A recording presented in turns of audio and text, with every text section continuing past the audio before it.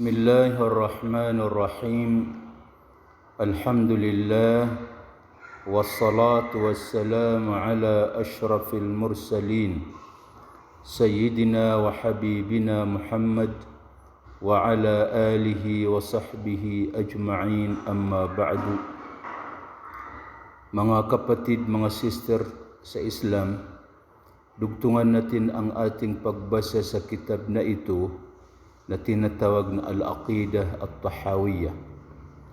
Ang ating babasahin ngayon ay ang number 49. Wal mi'raju haqqun.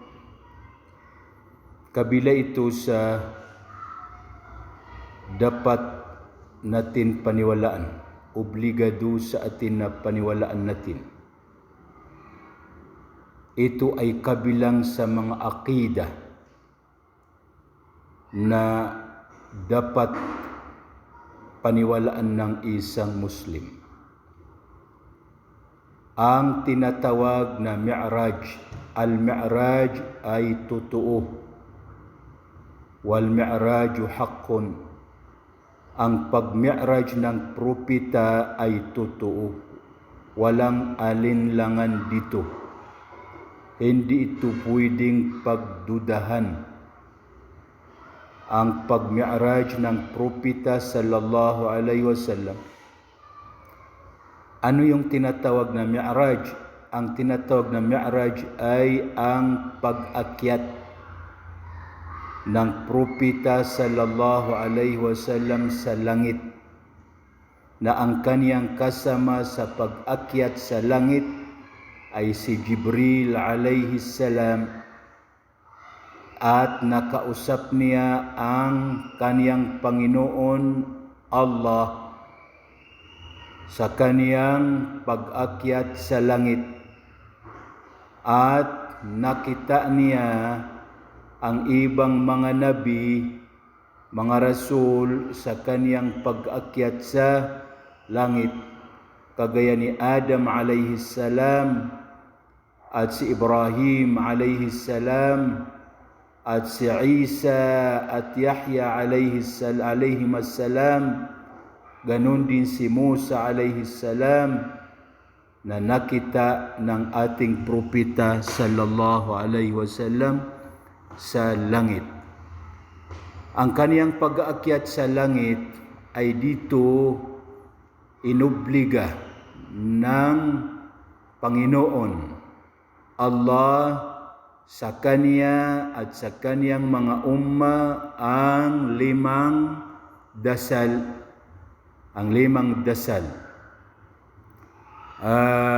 Ito yung kabilang nangyari sa kaniyang pag-akyat sa langit.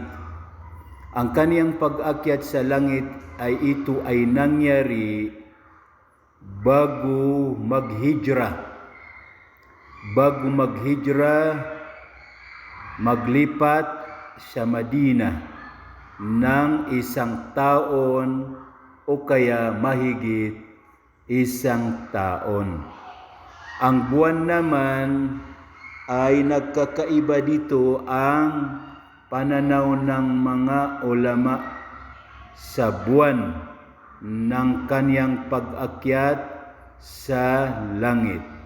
May nagsasabi na sa buwan ng Rajab ang kaniyang pag-akyat sa langit, pero hindi dito nagkaisa ang mga ulama sa buwan na ito. Ang kailangan na paniwalaan natin ay ang kaniyang pag-akyat sa langit, ito ay totoo na totoo. Walang alinlangan dito. Hindi dapat pagdudahan ang pangkaniyang pag-akyat sa langit. Ang kaniyang pag-akyat sa langit ay sa Baitul Maqdis nagsimula. Sa Baitul Maqdis nagsimula ang kaniyang pag-akyat sa langit. Ang kaniyang pag-akyat pa rin sa langit ay nagkakaiba dito pa rin ang pananaw ng mga ulama. Ito ba ay nangyari ng ilan bisis. May nagsabi na nangyari ito ng ilan bisis. Pero ang tamang pananaw, ang malakas dito ay iisang bisis lamang ito nangyari.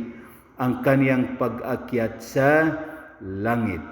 Pangalawa, ang kaniyang pag-akyat sa langit ay hindi lamang ang kaniyang kaluluwa. Magkasama ang kaniyang kaluluwa at ng kaniyang katawan na nag-akyat sa langit. Dahil may mga tao na nagsasabi na ang kaniyang pag-akyat sa langit ay ang kaniyang kaluluwa lamang, hindi kasama ang kaniyang katawan. Pero ang tamang nangyari, ang nangyaring totoo ay magkasama ang kaluluwa at ng kaniyang katawan. Dahil sinabi ni Allah sa Quran, Subhanalladhi asra bi'abdihi. Ang binanggit dito yung abd, alipin. Kapag binabanggit yung alipin ay magkasama ang kaluluwa at katawan. Hindi lamang tinatawag na alipin ay ang kaluluwa. Kapag tinawag o kaya ginamit ang salitang alipin ni Allah ay magkasama ang kaluluwa at katawan. Hindi lamang ang kaniyang kaluluwa o kaya hindi lamang ang kaniyang katawan. Yan ang dapat natin na paniwalaan. Wal mi'raju haqqun wa qad usriya bin nabiy sallallahu alaihi wasallam. Talagang nag-isra ang propeta sallallahu alaihi wasallam. Ano naman yung tinatawag na isra? Ang tinatawag na isra ay ang paglabas sa gabi, paglakad sa gabi. Ang propeta, dahil dito ang nangyari sa gabi na yon ay dalawa. Ito yung nangyari sa propeta. Ito yung isinagawa ng propeta sa gabi na yon, sa isang gabi na yon. Una, yung Isra. Ano yung Isra? Yung pagpunta ng propeta mula sa Masjidil Haram, mula sa Makkah, papuntang Filastin sa Baitul Maqdis sa gabi na yon, na ang kaniyang sinasakyan ay yung burak, na ang burak ay sa pagitan ng himar at kabayo, ang kaniyang laki, ang burak na yon. Ito yung sinakyan ng propeta sallallahu alaihi wasallam. Ito hindi dapat natin pagdudahan pa rin kasi binanggit mismo ni Allah sa Quran, sa kaniyang sinabi, Subhanalladhi asra bi'abdihi laylan, sa gabi na yon, mula sa Masjidil Haram papunta sa Masjidil Aqsa. Pagdating niya doon sa Masjidil Aqsa, itinali niya yung burak doon sa pintuan ng Baitul Maqdis. Tapos nagsala doon, nakasama niya ang mga rasul, mga nabi, na siya ang imam. Pagkatapos umakyat sa langit, nakasama niya si Jibril alayhi salam. Wa urija bi shakhsihi fil yaqadhati ila as-sama. Yan, yung Mi'raj. Pero ang iniakyat ang propeta sallallahu alaihi wasallam sa langit na siya ay nagigising at ang kaniyang katawan, hindi lamang ang kaniyang kaluluwa, at hindi ito sa tulog, hindi sa panaginip, ito ay nagigising sa kaniyang pag-akyat sa langit. Thumma ila haythu syaa Allahu minal ula, hanggang nakarating sa gusto ni Allah na marating doon sa itaas. Dahil dito hanggang sa Sidratil Muntaha, na nakarating doon, na kita na nakausap niya ang kaniyang Panginoon na Allah.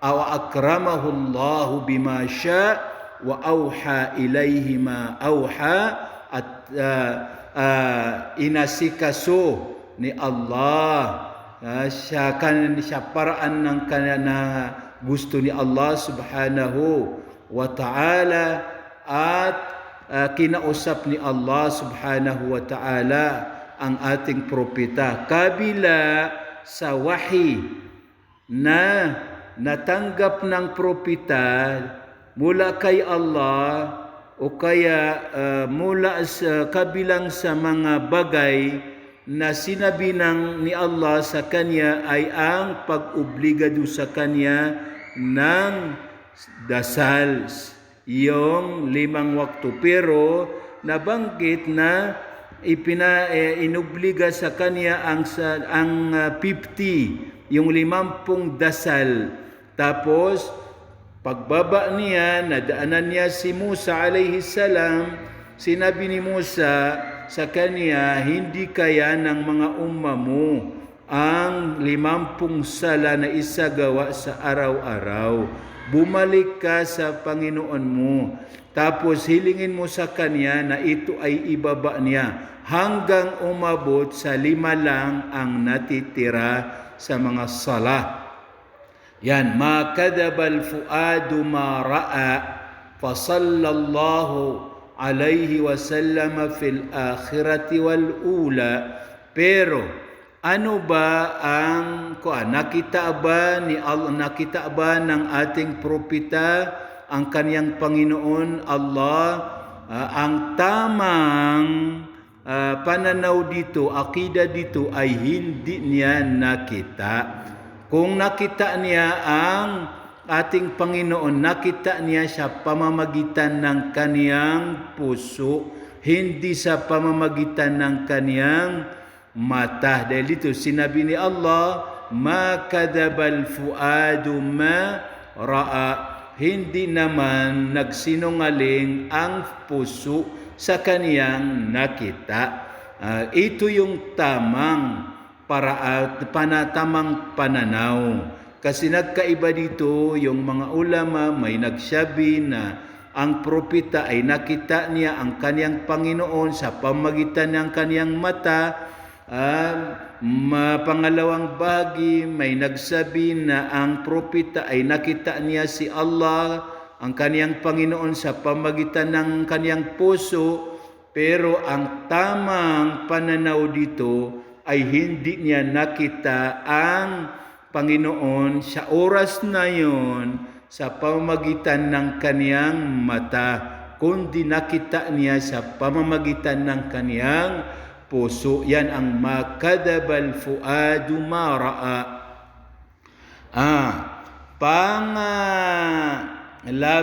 Pang 50, number 50. Wal haudu alladhi akramahu Allah ta'ala bihi ghiyasan li ummatihi haqqun. Kabila pa rin siya dapat natin paniwalaan, hindi maaari natin itanggi, ay ang tinatawag na haud ng propeta sallallahu alayhi wasallam. Ang haud, ano ba yung tinatawag na haud? Ang tinatawag na haud, ito yung kumbaga balon, pero napakalawak na balon. Ang haud na ito, napakalawak na balon. May nabanggit na ang lawak ng balon na ito ay kagaya ng pagitan ng Yaman at Ayla. May nabanggit pa rin na ang lawak ng balon na ito ay kwadrado. Kung pupunta ka sa lalakarin mo, ang kaniyang haba ay isang buwan.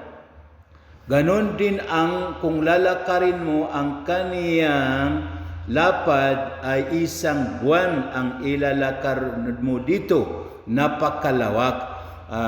Dito nabanggit na ang tubig ng balon na ito ay napakaputi, mas maputi kaysa gatas, pero sa lasa mas matamis kaysa honey. Ang tamis ng tubig ng haud ng propeta sallallahu alaihi wasallam.